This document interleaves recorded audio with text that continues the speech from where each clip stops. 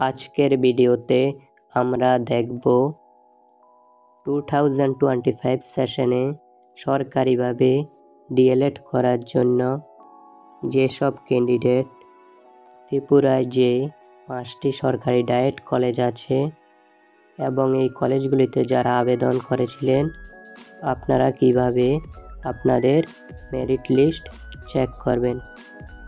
তাহলে দেখে নিন কিভাবে আপনারা আপনাদের মেরিট লিস্ট চেক করবেন। প্রথমে আপনি আপনার ফোনে যে কোনো একটি ব্রাউজার ওপেন করে নেবেন। আমি এখানে ক্রোম ব্রাউজার ইউজ করছি এবং সার্চ বক্সে লিখবেন SCRT অনলাইন ত্রিপুরা gov.in লিখে সার্চ করবেন।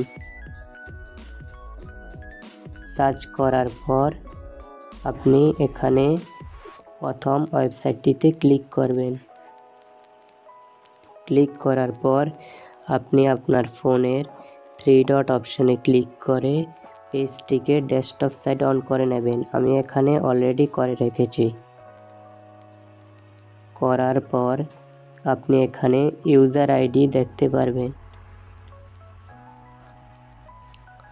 ইউজার আইডি এবং পাসওয়ার্ড, এই ইউজার আইডির মধ্যে আপনি আপনার ফর্ম ফিল আপ করার সময় যে জিমেল বা ইমেল দিয়েছিলেন ওটা এখানে লিখবেন, অথবা আপনি এখানে আপনার ডিএলএড ফর্ম ফিল আপ করার সময় যে রেজিস্ট্রেশন নাম্বার পেয়েছেন ওটাও লিখতে পারবেন।